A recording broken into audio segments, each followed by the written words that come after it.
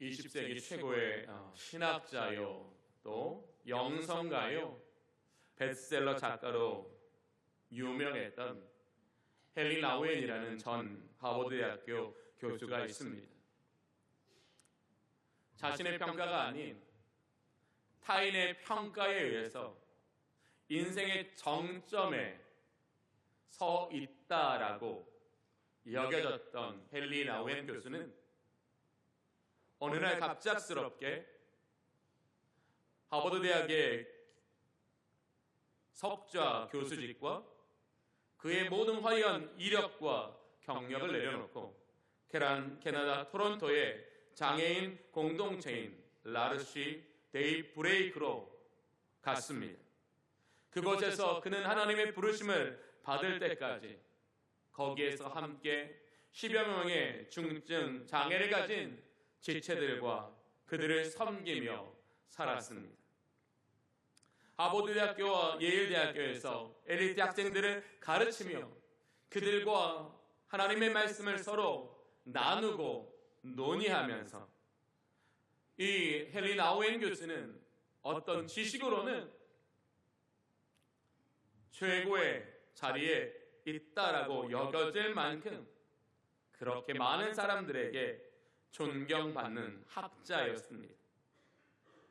그러나 헨리 나우엔의 마음속에는 자신이 더 많이 알고 자신이 더 높이 알면 자신의 어떤 영혼의 목마름을 채워줄 시원함을 느낄 것이라 생각했지만 도리어 그는 더 갈급했고 목말랐습니다.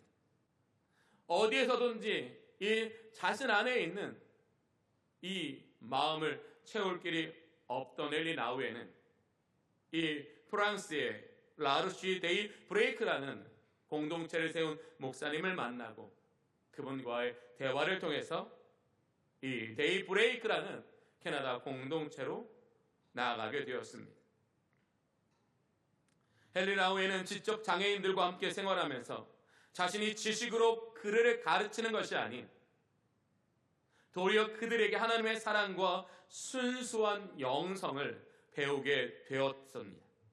명성과 인정에 쫓겨 살던 때를 벗어나 조건 없이 자신을 환대해주는 장애인 공동체 속에서 비로소 하나님이 거하시는 집을 느꼈다라고 이야기했습니다. 세상적인 성취와 명예가 주는 영적인 갈급함에서 벗어나 진정한 사랑과 환대를 경험하고 연약한 존재들과 함께 살아있는 생명의 말씀을 경험하면서 그는 그가 가장 많이 알고 높은 곳에서는 깨달을 수 없었던 참된 진리의 기쁨을 만나게 되었다라고 고백했습니다. 헨리 나우엔은 그들을 섬기러 갔지만 오히려 그들에게 치유와 사랑을 받았다며 중증 장애인들을 상처 입은 치유자라고 이야기까지 하였습니다. 헨리 나우엔은 세상 사람들이 모두 부러워하는 지식과 신앙을 가졌다고 생각했지만 그 높은 곳에서는 우울했고 불안했습니다. 도리어 데이 브레이크라는 가장 낮은 자리에서 만난 아담이라는 중증 발달 가진 중년 남자로부터 5년 동안 매일 반복해서 아침 저녁으로 들었던 집은 어디요? 라는 질문을 통해 자신이 놓치고 살았던 진정한 본향을 발견했고 그 아담으로 인하여 최고의 지식, 최고의 은혜, 최고의 기쁨을 누릴 수 있었다라고 말하며 가장 위대한 진리는 높은 곳이 아니라 낮은 곳에 있다라는 것을 깨닫게 되었습니다. 높은 지식 속에 큰 은혜가 있는 게 아니라 낮은 섬김 속에 생명의 비밀이 있다는 것을 경험했습니다. 이 헨리 나우엔은 자신의 뛰어난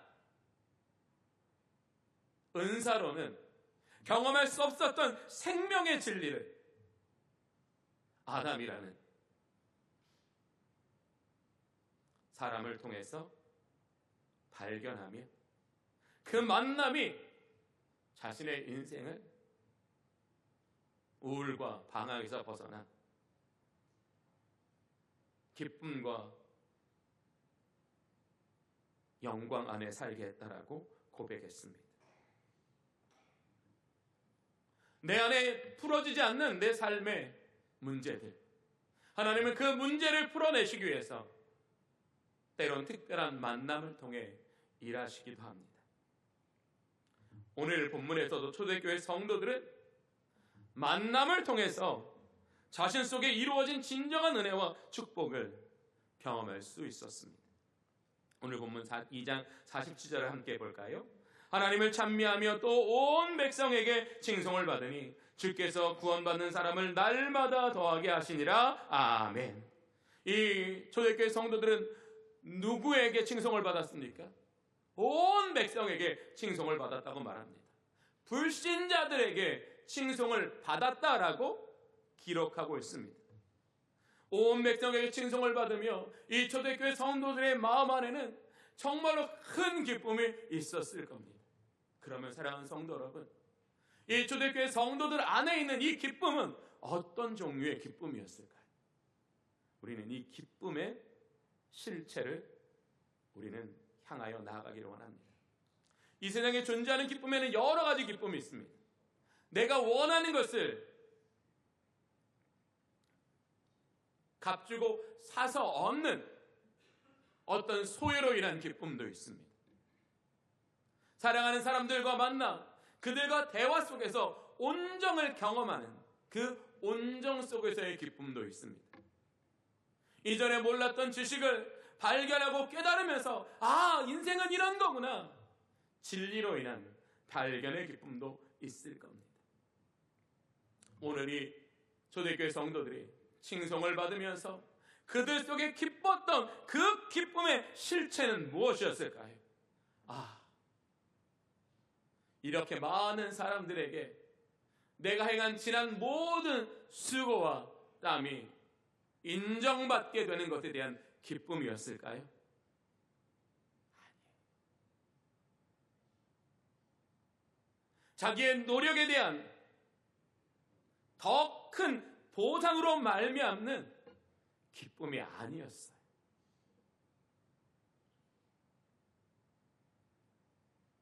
여러분 그런 경험해 보신 적 있을까요?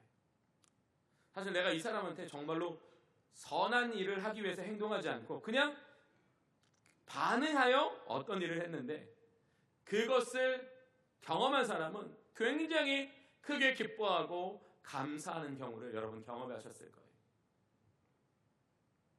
이 초대교회 성도들은 자신들이 칭송을 받는 이 칭송이 민망했을 거예요. 왜요? 이건 하나님이 받으셔야 될 칭송인데 내가 받고 있으니까. 왜 하나님이 받으셔야 될 칭송이에요? 하나님께서 그 아들의 피로 나를 구원해 주지 않으셨다면, 그 구원의 은총이 내게 임하여 그 구원의 은혜가 내 삶을 바꾸지 않았다면 내 스스로는 경험할 수 없는 칭송이야.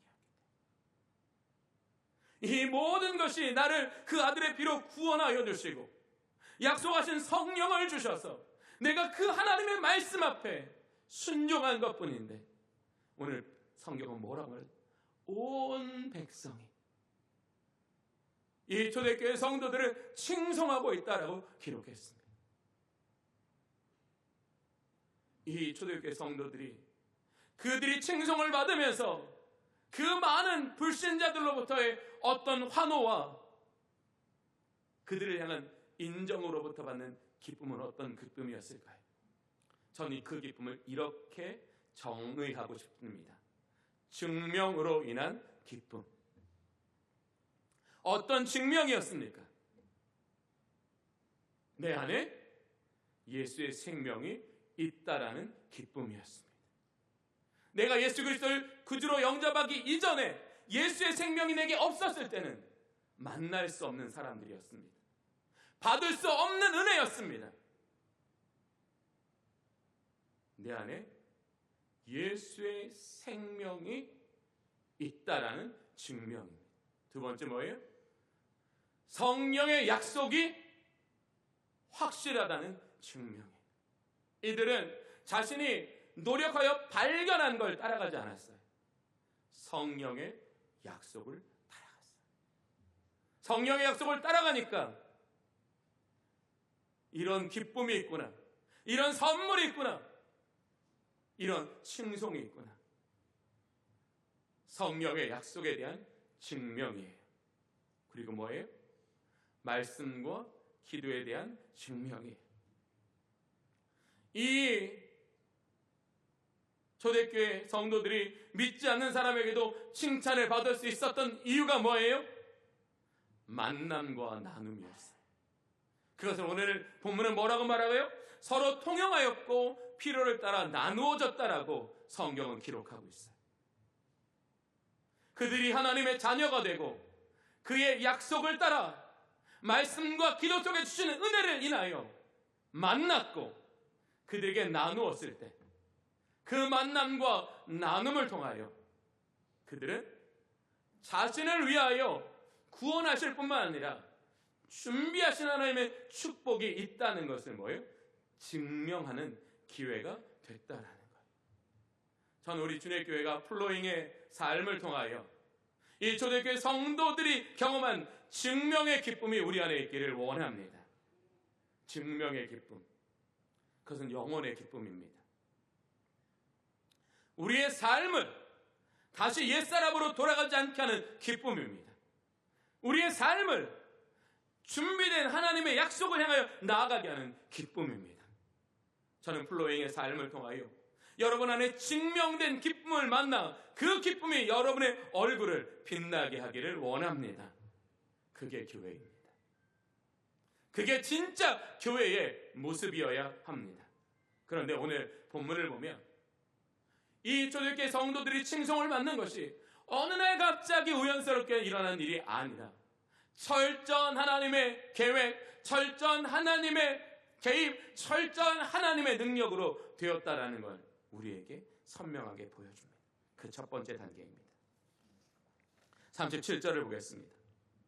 그들이 이 말을 듣고 마음에 찔려 베드로와 다른 사도에게 물어 이르되 형제들아 우리가 어찌할꼬 하거늘. 이들이 어떻게 칭송받는 삶을 살 수 있었습니까? 마음이 찔렸기 때문입니다. 마음이 찔려서 내가 더 이상 옛사람으로 살아갈 수 없다라는 가장 강력한 동기와 새로운 소망을 얻었기 때문입니다.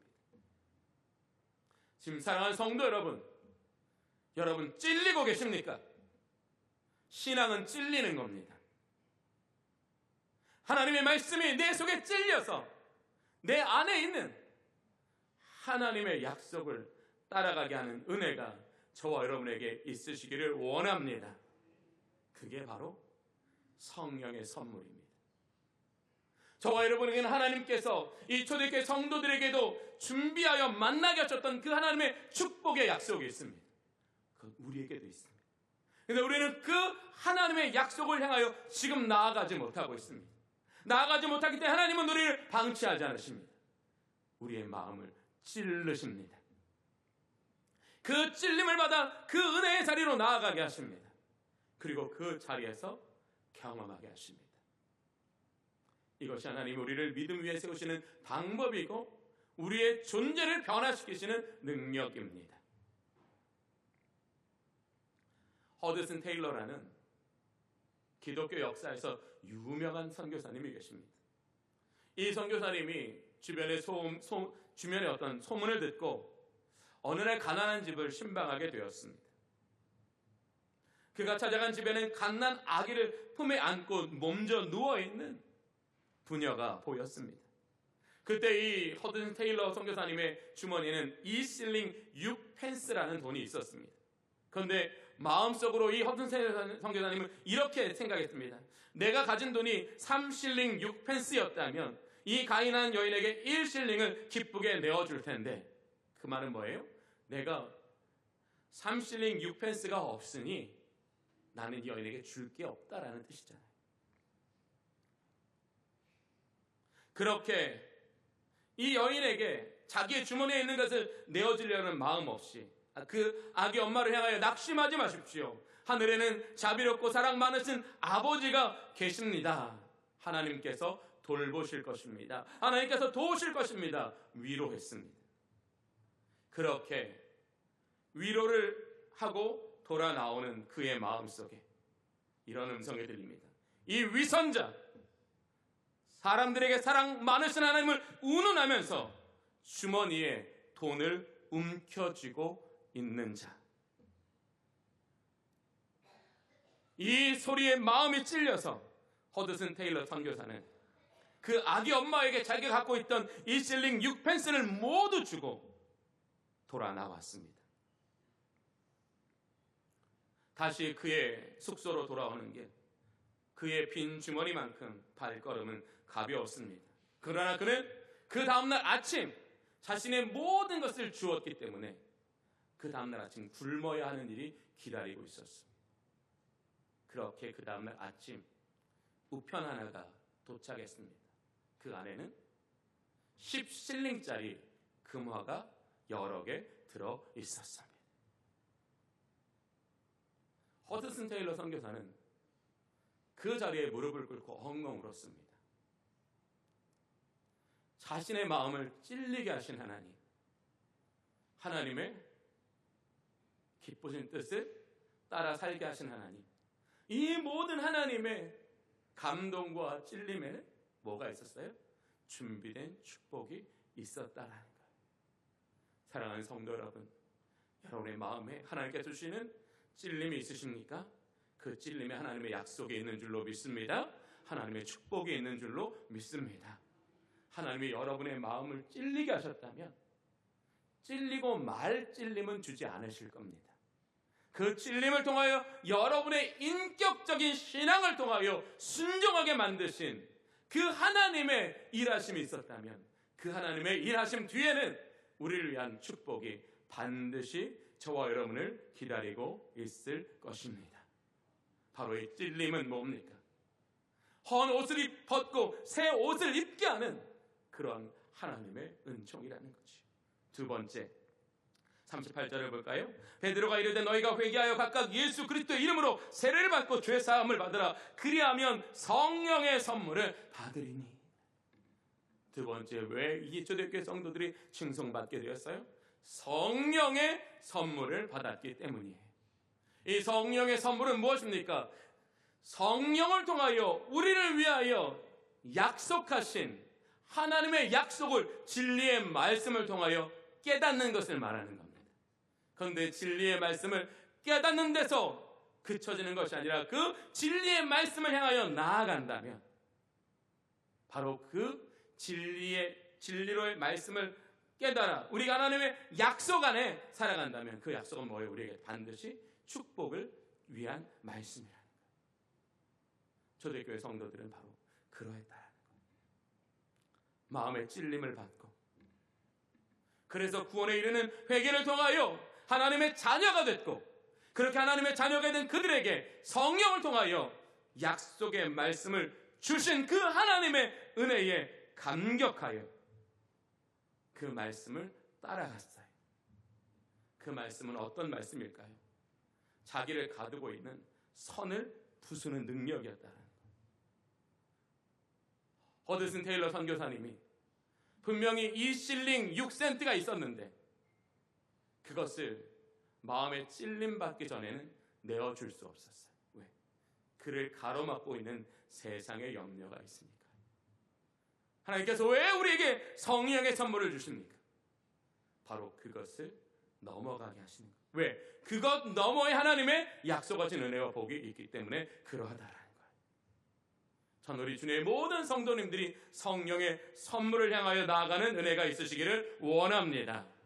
바로 그 성령의 선물.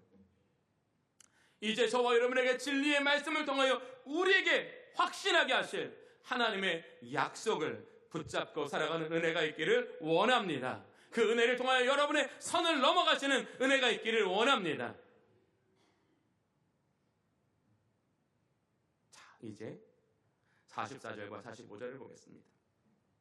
믿는 사람이 다 함께 있어 모든 물건을 서로 통용하고 또 재산과 소유를 팔아 각 사람의 필요를 따라 나눠주며 라고 말하고 있어요. 이 온 백성에게 칭송을 받을 수 있었던 어떤 실제적 이유는 뭐예요? 그들이 자신의 마음을 찔려 구원에 이르게 하는 회개를 통하여 약속하신 성령의 선물을 받아 그 성령의 선물로 그들은 이전에는 만날 수 없었던 사람을 만났고 그들에게 나누는 삶을 살았기 때문이다. 그런데 오늘 이 44절과 45절에 서로 통용하고 각 사람의 필요를 따라 나눠주고 통용과 나눔이라는 이 헬라어 동사의 시제는 미완료라는 시제입니다. 미완료라는 건 말 그대로 아직 완료되지 않은 상태, 즉 지속되고 있는 상태였다라는 거예요. 이 초대교회 성도들은 온 백성에게 칭송을 받으면서 이 정도면 됐어라고 그들이 끝나지 않았다라는 거예요.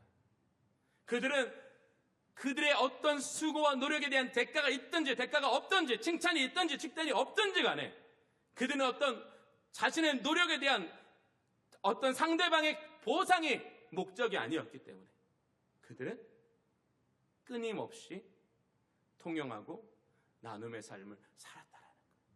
왜? 오로지 말씀과 기도에 힘썼기 때문에. 사랑하는 성도 여러분, 우리는 이 예배당에서 나 오늘 은혜 받았어 라는 이 은혜를 안지만 저 문을 통과하는 순간부터 뭐랑 마주해요? 세상의 나의 염려와 마주하게 돼요. 세상의 나의 부족함과 마주하게 돼요. 말씀의 은혜를 따라 살아가면 복이 있다는 걸 알아요. 그런데 우리는 어떻게 돼요? 가로막히지요. 우리가 어떻게 하면 가로막히지 않고 우리 안에 착한 일을 시작하신 네가 그리스도 예수의 날까지 이루시는 그 은혜 위에 설까요? 말씀과 기도예요. 이 초대교회 성도들이 칭송이라는 증명된 기쁨을 경험하는 데는 분명한 단계가 있었어요. 마음에 찔리는 단계, 성령의 선물을 받는 단계, 그리고 말씀과 기도에 힘쓰는 단계. 사랑하는 성도 여러분, 왜 제가 오늘 하늘의 만나로 살아가는 삶이라는 제목을 정했을까요? 사실 이 본문 속에서 그런 제목을 찾기가 사실 쉽진 않아요. 어쩌면 제가 이렇게 기도하며 또 설교를 준비하면서 또 이렇게 여러분과 함께 이 말씀의 은혜 가운데 나누고자 하는 이것이 부족할 수 있다는 건 아닙니다. 그러나 저는 이 말씀 속에서 칭송이라는 하나님께서 예수의 피로 구원하시고 성령의 선물을 받아 말씀과 기도를 통해서 살아가게 하셨던 그 삶 속에서 칭송이라는 하나님이 선물을 주셨다면 그 칭송이라는 하나님의 선물은 무엇 때문일까? 바로 만남과 나눔. 만남의 만, 나눔의 나. 그런데 하늘에가 뭐예요?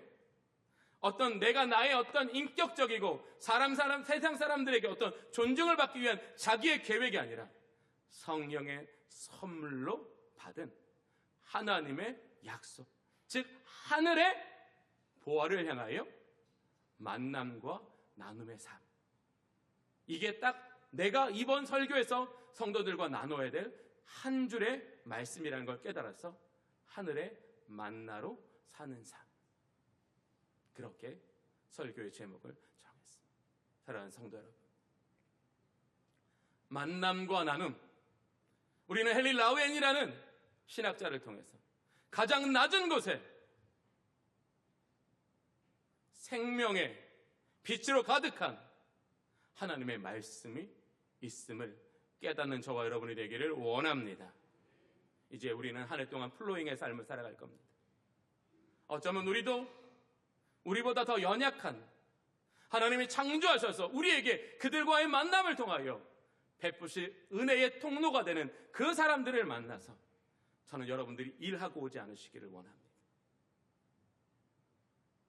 헨리 라우엔에게 경험하게 하셨던 그 만남을 통하여 우리의 영혼을 돌보시는 생명의 말씀의 빛으로 가득한 복을 누리시기를 원합니다.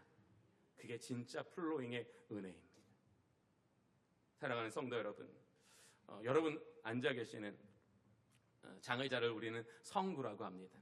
제가 쓰고 있는 이 강대상 전에 여러분 잘 아시는 자줏빛에 크고 아주 좋은 강대상이 있었죠. 그런 강대상인 이 교회 용품을 만드는 성애 성구사라는 성구사가 있습니다. 그 성애 성구사의 대표는 임선재 장로님이신데요.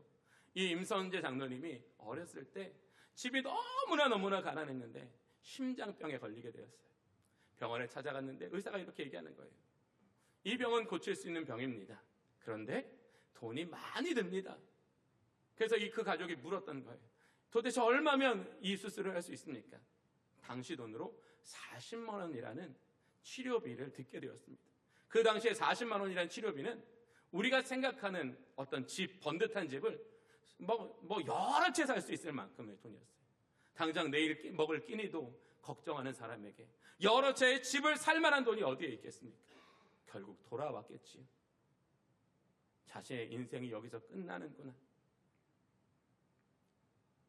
그렇게 집으로 돌아간 그의 가족에게 병원으로부터 한 통의 전화가 걸려옵니다.